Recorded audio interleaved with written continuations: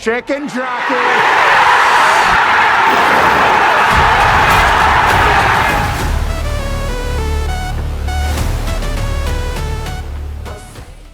A Minecraft Movie is an adventure fantasy film released by Warner Bros. Pictures on April 4th, 2025.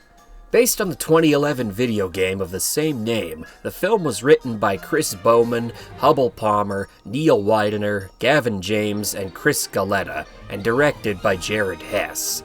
The film stars Jack Black, Jason Momoa, Danielle Brooks, Emma Myers, and Sebastian Hansen.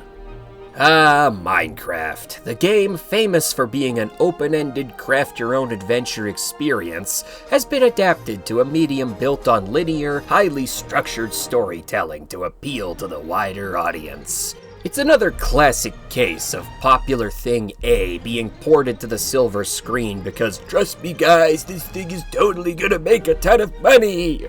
In a way, it makes sense. I mean, built-in fan base, organic marketing, household name recognition, of course it looks good on paper.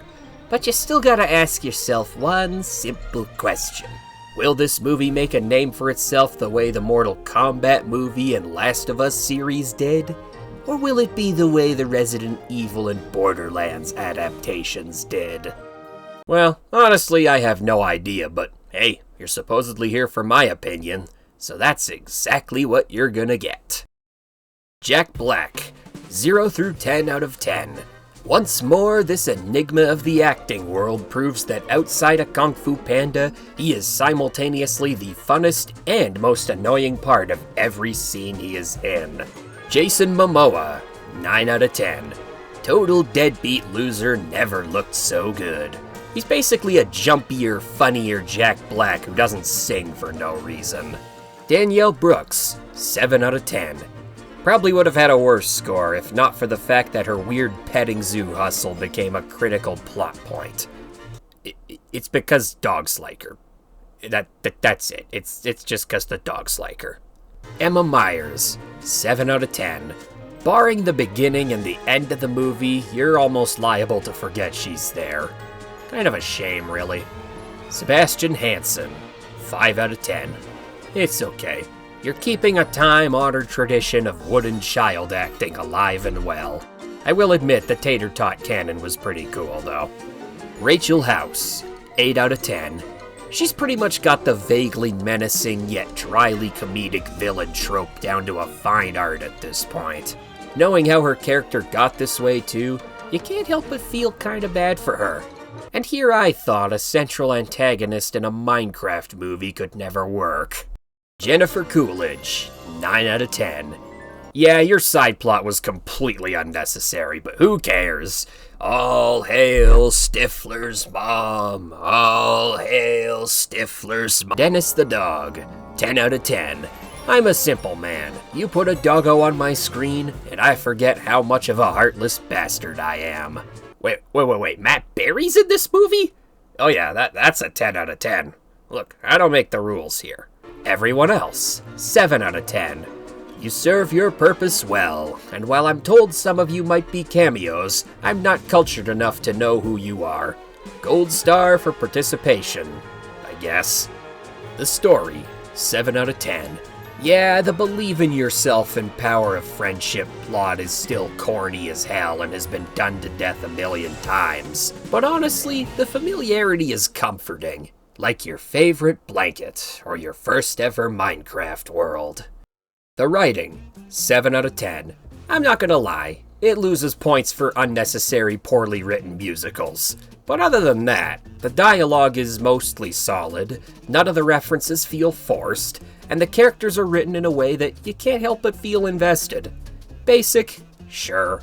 Is that a bad thing? Nah. Directing, 7 out of 10. I have no idea how directing a computer works, but you done did it. Everything comes together, everything looks good, and despite the fact all the actors are in green screen purgatory, it never feels like they're out of place. The editing, 8 out of 10. It may be a bit fast in some places, but it's fast-paced with a purpose. Not fast-paced because they didn't have enough footage to make a passable movie. The musicals, 4 out of 10. Jack, we know you miss Tenacious D, but if you're gonna beat our eardrums like a Cherokee drum, please give us a warning first. The soundtrack, 8 out of 10. A little bit of C418's greatest hits, mixed with a little bit of generic Hollywood adventure soundtrack you've come to know and love. Music to my ears. Effects, 10 out of 10. Positively blocky. Cinematography, 7 out of 10. Despite most of the movie being more computer-generated than an actual Minecraft server, the camera always seems to capture the right thing in the right way. The coloring, 10 out of 10. Everything about this movie just feels like Minecraft. Granted, Minecraft with a really good shader pack. And with RTX on. Basically, it looks like Minecraft if you could afford a decent graphics card. References, 10 out of 10.